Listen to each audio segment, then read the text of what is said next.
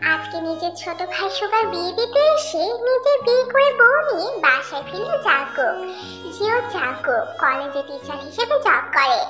ভেবেছিল ভালো একটা মেয়ে দেখে আগে নিজের ছোট ভাইয়ের বিয়েটা দিয়ে পরে আস্তে ধীরে নিজে বিয়ে করবে। কিন্তু বিয়ের দিন সব আত্মীয় স্বজন সহ সুগাও বলল যে আগে জাগো বিয়েটা করলে নাকি সুগা বিয়ে করবে না। অবশেষে তাই বাধ্য হয়ে সুগার বউ জিমিনের ছোট বোন তেকে বিয়ে করে নিল জাগো। একই বিয়ের আসরে দুই ভাইয়ের বিয়ে হয়ে গেল। বিয়ের রাতে বাসর ঘরের দরজাটা বেশ জোরে সোরে খুলে ভিতরে ঢুকলো জাগো। তে তখন মাথায় ঘোমটা দিয়ে চুপচাপ খাটে বসে আছে। জাগো তের কাছে আসলো, তারপর তের ঘোমটাটা খুলে তের মুখটা নিজের মুখের দিকে ঘোরালো। জাগোকে চোখে চোখ পড়তে তে চমকে উঠলো। তে অবাক হয়ে জাগোকে জিজ্ঞেস করলো, আরে জাগো স্যার আপনি? স্যার মানে এই কে তোমার স্যার? আপনি তো আমাদের কলেজের পদার্থবিজ্ঞানের টিচার জাগো স্যার, তাই না? হ্যাঁ, কিন্তু তুমি কে? তোমায় তো ঠিক চিনতে পারলাম না। আরে স্যার, আপনি আমাকে চিনতে পারছেন না? মনে আছে আমি একদিন আপনাকে দেখে জিজ্ঞেস করেছিলাম আপনার কাছে প্রাইভেট পড়তে। তখন আপনি বললেন যে আপনার ব্যাচের জায়গা নেই, তাই আপনি পড়াতে পারবেন না। ও আচ্ছা, এরকম কথা তো আমি প্রায় অনেকজনকেই বলি। দিনে প্রায় 10-12 জন আমাকে প্রাইভেটের কথা জিজ্ঞেস করে, আর আমি অনেকজনকেই বলি আমার কাছে জায়গা নেই। স্পেসিফিক্যালি তোমাকে মনে রাখবো কিভাবে? তবু তো আমাকে মনে রাখা আপনার উচিত ছিল। তা কিসের জন্য আমার উচিত ছিল শুনি? কারণ আমি আপনার বউ আর আপনি যে আমার হাজবেন্ড। তখন তো আর বউ ছিল না, তাই না? আজকের আগে আমি জানতামও না যে তোমার সাথে আমার বিয়েটা হবে। হ্যাঁ, তা অবশ্য ঠিক, আমিও জানতাম না যে আপনার সাথে আমার বিয়ে হবে। না জানাটাই স্বাভাবিক। যদি সুখা জেদ না ধরতো তাহলে আমি কিছুতে এত কম বয়সে মেয়ে বিয়ে করতাম না। এই, আমাকে একদম কম বয়সে বলবেন না কিন্তু। আপনি জানেন আমার বয়স কিন্তু 19 বছর। হ্যাঁ, সেটা তো তোমার কথা বলার ধরন শুনেই বোঝা যাচ্ছে। আরে আপনি তো বড় আনরোমান্টিক। কলেজে আপনাকে দেখে হট মনে হয়েছিল, তো এখন কি আর হট লাগছে না আমায়? হট লাগছে, কিন্তু রোমান্টিক লাগছে না। কেন? তা আমার কোন কথা তোমার এমন মনে হলো? আপনার কথাবার্তাতে আনরোমান্টিকতা প্রকাশ পাচ্ছে।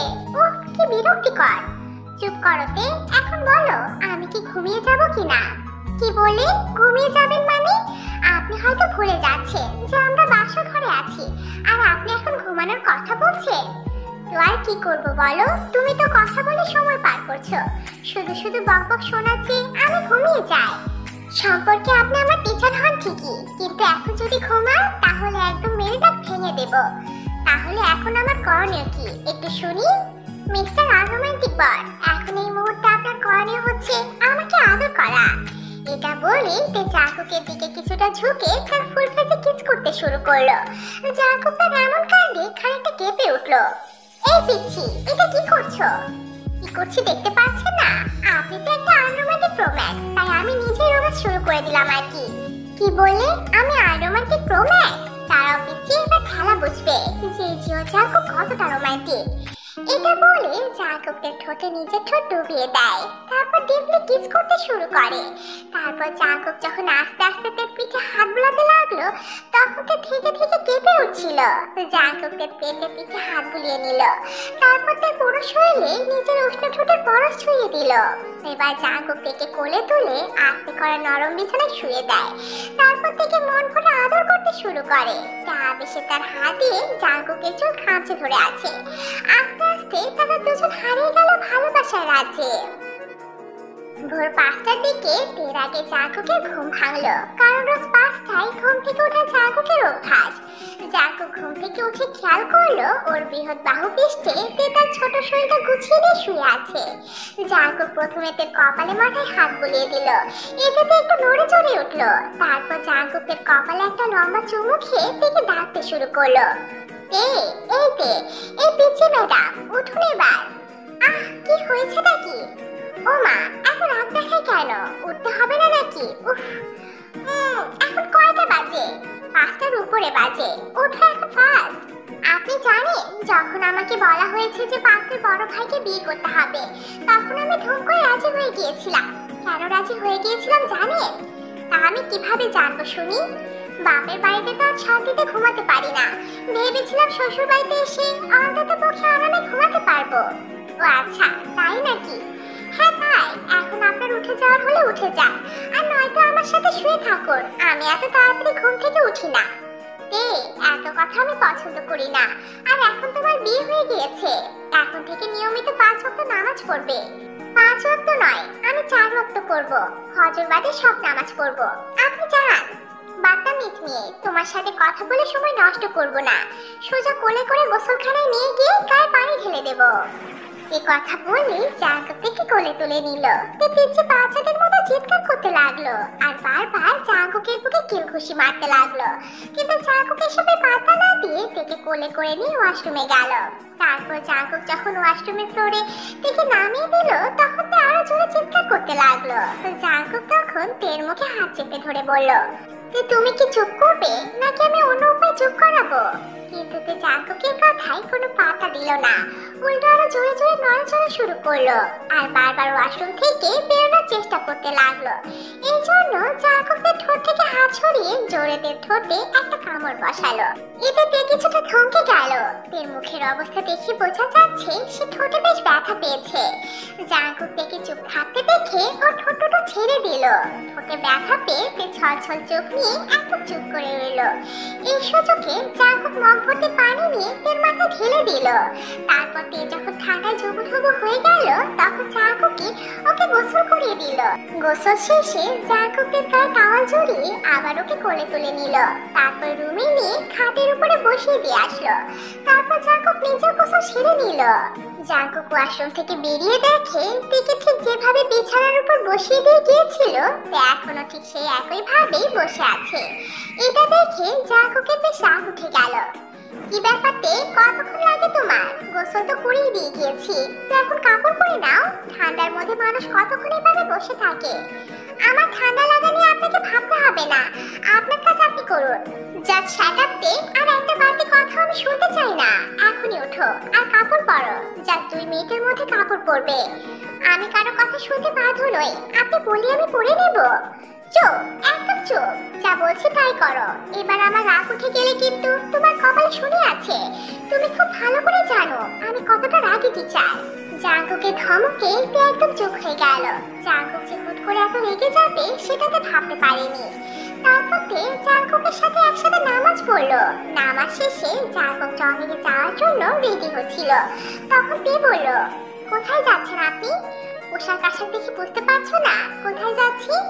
না মানে, কালকে তো আমাদের বিয়ে হলো আর আপনি আজকে সকাল সকাল বেরিয়ে পড়ছেন জগিং এ। বিষয়টা কেমন দেখাবে? বিয়ের সাথে জগিং এর সম্পর্ক কি? কোনো সম্পর্ক নেই। এখন যদি আমি আপনাকে বলি যে আমার আপনার সাথে সময় কাটাতে ইচ্ছে করছে, তাহলে কি আপনি আমার কথা রাখবেন? একটা মাত্র বউ আমার, আর বউ যদি এইভাবে রিকোয়েস্ট করে তাহলে তো রাখতেই হবে। আপনি এখন আমাকে ঘরে একা রেখে যাবেন না please. I want to spend more time with you. জি আচ্ছা ঠিক আছে, যাচ্ছি না আমি। তো এখন কি করতে হবে আমায়? বেশি কিছু না, আপনি শুধু শুয়ে থাকবেন আর আমি আপনার বুকে মাথা রেখে কিছুক্ষণ শুয়ে থাকবো। ব্যাস এইটুকুই। মাঝে মাঝে আবার আপনাকে কিছু করতে পারি। পাগলি মেয়ে। আচ্ছা ঠিক আছে, দাঁড়াও আমি জগিং স্যুটটা খুলে নিই। জাঙ্কুক জগিং স্যুটটা খুলে সোজা গিয়ে খাটে শুয়ে পড়লো। তারপর দেখে নিজের কাছে ডাকলো। জাঙ্কুক এভাবে ডাকছে দেখে তেও বলে গেল। কিছুক্ষণ আগে যে জাঙ্কুক তাকে এত বকাবকি করলো সেটাও মনে থাকলো না। তে সোজা গিয়ে জাঙ্কুকের বুকে শুয়ে পড়লো। তারপর জাঙ্কুকের বুকে হাত বোলাতে শুরু করলো। তারপর তেয়া জাঙ্কুক অনেকক্ষণ পর্যন্ত একে অপরের বিষয়ে গল্প করতে লাগলো।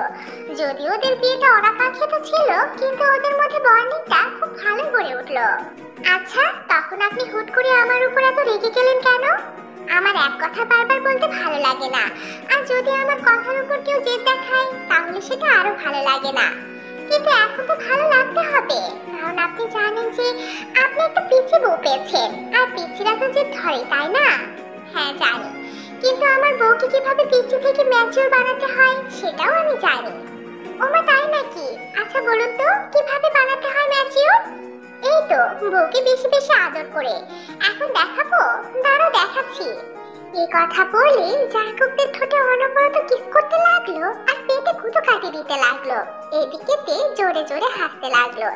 এভাবে ওদের সকালটা খুব ভালোই কাটলো। সকাল 7টা থেকে ওরা দুজন ঘর থেকে বেরিয়ে বাইরে গেল, সবার সাথে বসলো। তখন সবাই চা খাচ্ছিল। সুগার জিমিনও সবার সাথে বসে চা খাচ্ছিল। সবাই বসে বেশ কিছুক্ষণ গল্প গুজব করলো। এভাবে ওদের বেশ কিছুদিন পার হয়ে গেল। আস্তে আস্তে জাঙ্কুকের ছুটিও শেষ হয়ে গেল। আজকে জাঙ্কুকে জয়েন করাতে, আজকে ওকে আবার চাকরিতে জয়েন করতে হবে। সকাল সকাল জাঙ্কুক উঠে রেডি হচ্ছিল কলেজে যাওয়ার জন্য, কিন্তু এদিকে ও শাশুড়ির সাথে রান্নাঘরে বসে আছে। তেরো যে কলেজে যেতে হবে সেদিকে ওর কোনো খেয়ালই নেই। তের কলেজের প্রতি এমন উদাসীনতা দেখে জাঙ্কুক থেকে ডাক দিল। তে সে জাঙ্কুককে তাড়াহুড়ো দেখাতে লাগলো। কি হয়েছে, এত হাতটা কিসের? আমি কাজ করছি আপনি জানেন না? এখন এই সময় তোমার কিসের কাজ? কিসের কাজ মানে? আজকে আপনি বের হবেন না? সবাই তো বের হবে নিজেদের কাজে, তো আমাকে কি রান্না বান্না করতে হবে না? সে কাজের জন্য বুয়া আছে, এদিকে মাও আছে বুয়াকে হেল্প করে দেওয়ার জন্য। তাছাড়া তোমার বড় বোনেরও তো বিয়ে হয়েছে সুগার সাথে, তাই তোমার বড় বোনও এবারের বউ। মা তোমার বোন মিলে বুয়াকে হেল্প করে দিবে, তোমাকে রান্না করতে হবে না। তাহলে তো ভালোই, আমি এসে শুয়ে ঘুমিয়ে যাই। এখন কি তোমার ঘুমানোর সময়? না তো, ঠিক বলেছেন, এখন তো আমার ঘুমানোর সময় না। তাহলে কিসের সময় বলো তো শুনি? রান্না করার সময়। আবার কিসের? শত হলেও আমি তো এবারে বড় বউ নাকি? বাদর মেয়ে একটা, আজকে থেকে তুমি কলেজে যাবে। 10 মিনিটের মধ্যে কলেজের জন্য রেডি হবে। রেডি হয়ে বাইরে এসো খাবারের জন্য। আর একটা কথা আমি শুনতে চাই না। কিন্তু আমি তো বলেছি না, আর একটা কথাও না। কোনো কথা নেই, রেডি হও। আর কোনো কথা না বলে রেডি হতে চলে গেল। এদিকে জাঙ্কুক রেডি হয়ে বাইরে বের হলো খাওয়ার জন্য।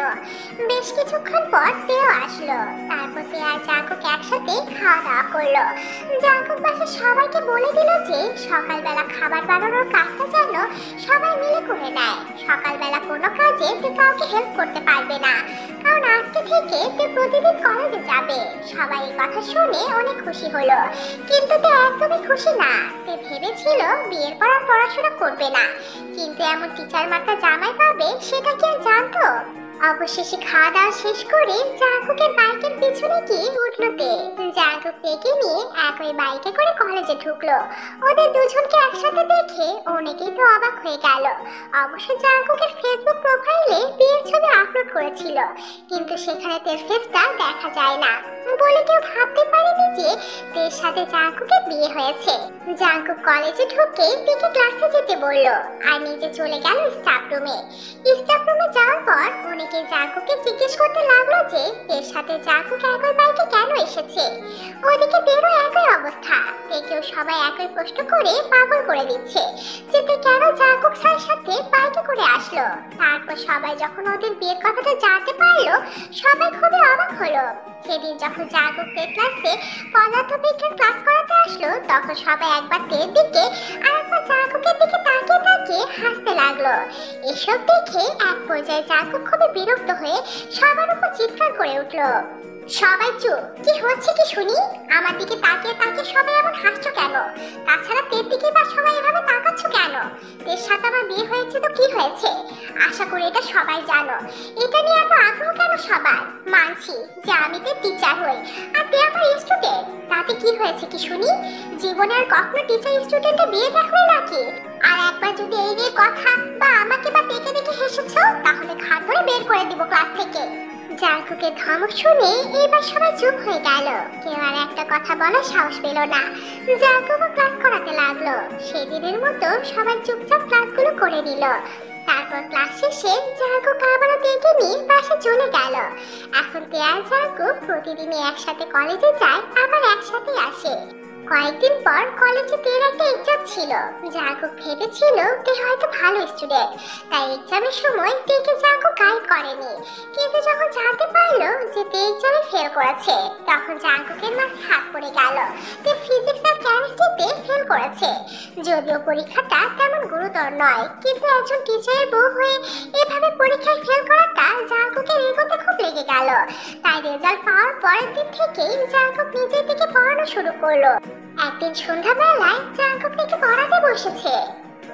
তো তে এবার বলো ব্যতিচার কাকে বলে? I love you. হ্যাঁ, আই লাভ ইউ টু সোনা। এখন বলো ব্যতিচার কাকে বলে? বললাম তো আই লাভ ইউ। উফ তে, আই লাভ ইউ তো বললাম তো, এখন যেটা প্রশ্ন করছি তার অ্যানসার দাও। ইস এই মিয়া কিসের ব্যতিচার? বললাম তো আই লাভ ইউ। চুপ, কতক্ষণ যাবত একটা কথা জিজ্ঞেস করছি, তার কোনো অ্যানসার দেয় না, আর বারবার শুধু আই লাভ ইউ করে যাচ্ছে। কি শুরু করেছো কি? হ্যাঁ, আপনি আমাকে এভাবে ধমকাচ্ছেন কেন? আপনি আমাকে এভাবে ধমকাতে পারেন না। আপনার যত রাগ তা বাইরে দেখাবেন, আমার কাছে নয়। তোমাকে ধমকাবো না তো কি করবো? আদর করবো? কতক্ষণ যাবত তোমাকে পড়াচ্ছি, আর এখন জিজ্ঞেস করছি ব্যতিচার কি? তুমি তার অ্যানসার দিচ্ছ না, রাগ হবে না বুঝি? আমি কি আদর করতে নিষেধ করেছি একবারও? আবারও কথা ঘোরানোর চেষ্টা? আমি বলেছি না এখন পড়াশোনা করতে, পড়াশোনার সময় পড়াশোনা করবে, আর দুষ্টুমির সময় দুষ্টুমি। এখন পড়াশোনার মধ্যে তুমি দুষ্টুমি কেন করছো? তুমি কি বাচ্চা আছো নাকি? তো আপনি আমাকে পড়াতে এসেছেন কেন? আপনি জানেন না আপনাকে দেখলে আমার প্রেম প্রেম পায়। প্রেম পেলে কি আর পড়া হয়? তার মানে কলেজে আমি যখন ক্লাস নেই তখন তুমি কিছুই বোঝো না, তাই তো?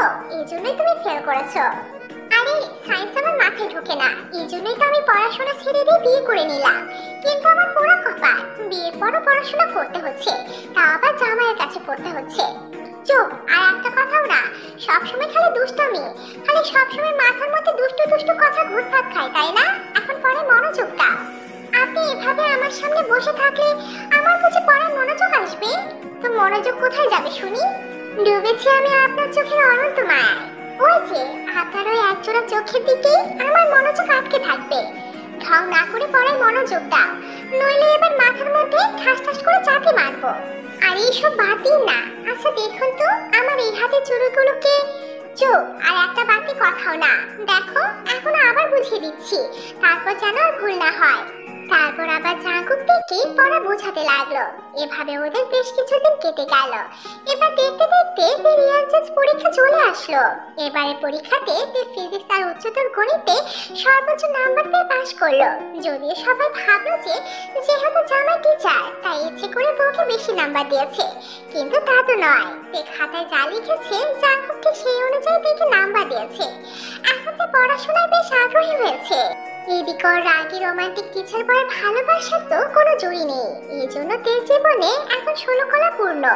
এভাবে না হয় চলতে থাকুক ওদের ভালোবাসার গল্প।